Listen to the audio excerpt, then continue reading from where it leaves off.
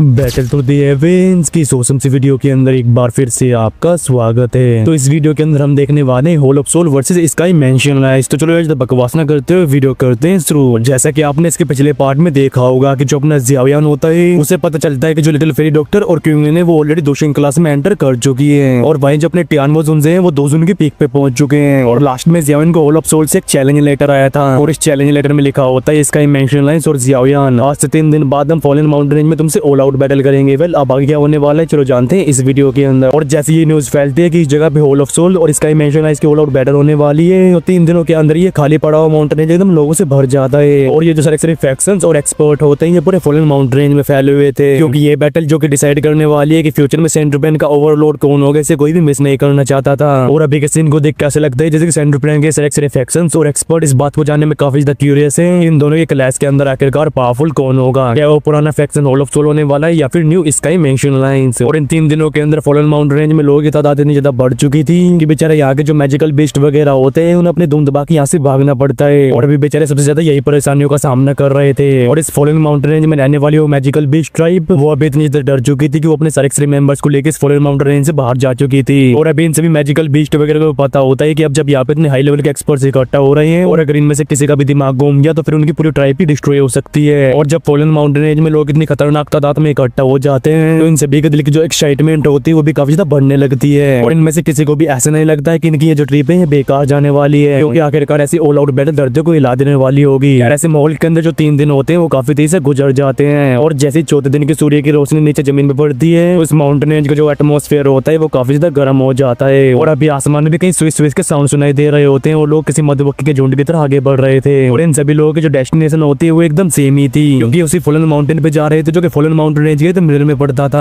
और अगर fallen mountain range की बात की जाए तो फिर आसपास के पहाड़ों की श्रृंखला में ये फॉलन माउंटेन ही सबसे बड़ा लगता है क्योंकि ये बहुत ऊंचा होता है। इस माउंटेन के कुछ रास्तों की ढलान तो ऐसी होती है दूर से रास्ते लगभग वर्टिकली दिखाई देते हैं और इसी वजह से यही ओरिजिन होता है जिस वजह से कोई भी इन रास्तों का इस्तेमाल नहीं करता। और अगर बात करें फॉलन माउंटेन के टॉप की तो वो जगह इतनी ज्यादा स्मूथ होती है कि वो एक मिरर की तरह दिखाई दे रही थी और इसी वजह से जो भी सूर्य की रोशनी इस पहाड़ के ऊपर गिरती थी वो तुरंत रिफ्लेक्ट होकर चारों तरफ फैल जाती थी। और जब दूर से देखने पे इस पहाड़ पे गिरने वाली सूर्य की रोशनी इस तरह से बादलों में जाती है तो फिर इस फॉलन माउंटेन की जो अपीयरेंस होती है वो काफी ज्यादा ग्रैंड लग रही थी। और इसी वजह से ये चीज कई लोगों को प्राउड फील करवाती है। और जब ऐसी एमबीएस में सभी लोग हवा में फ्लोट कर रहे होते हैं तो फिर ऐसे सीन को देख किसी के भी खून का उबाल मारना नॉर्मल सी बात है। और जब फाइट को देखने वाले इतने सारे लोग यहाँ पे मौजूद है तो फिर बैटल करने वाले लोग भी इस सीन को देख काफी सेटिस्फाई फील करेंगे। और अभी आसमान में फ्लोट कर रहे हैं इन सभी लोगों में से कुछ लोग दूर की विंग्स को यूज कर रहे होते हैं तो कहीं सीधे हवा में खड़े हुए थे। और जो फॉलन माउंटेन रेंज का पीक एरिया होते हैं वहाँ पे सेंटर में कुछ ओल्ड डिमंस मौजूद थे। वैसे तो ये सभी लोग अपने आप को छुपा के रखते हैं लेकिन ये भी इस बैटल को देखने से अपने आप को नहीं रोक पाए। और इतना ही नहीं यहाँ पे कई बड़े बड़े फैक्शंस के ग्रैंड एल्डर्स भी मौजूद थे। और भले इस फॉलन माउंटेन के चारों तरफ लोग इस तरह से इकट्ठे हुए हो कि यहाँ पे सांस लेने की भी जगह नहीं बची हो लेकिन ऐसा होने के बाद भी इनमें से किसी के भी उस फॉलन माउंटेन के ऊपर पैर रखने की हिम्मत नहीं होती। और यहाँ तक कि वो ओल्ड डिमन जो कि अपने एक इशारे पे स्पेस को भी कोलैप्स करवा सकते हैं उन्होंने भी इस फॉलन माउंटेन से 10,000 फुट की दूरी बना के रखी थी।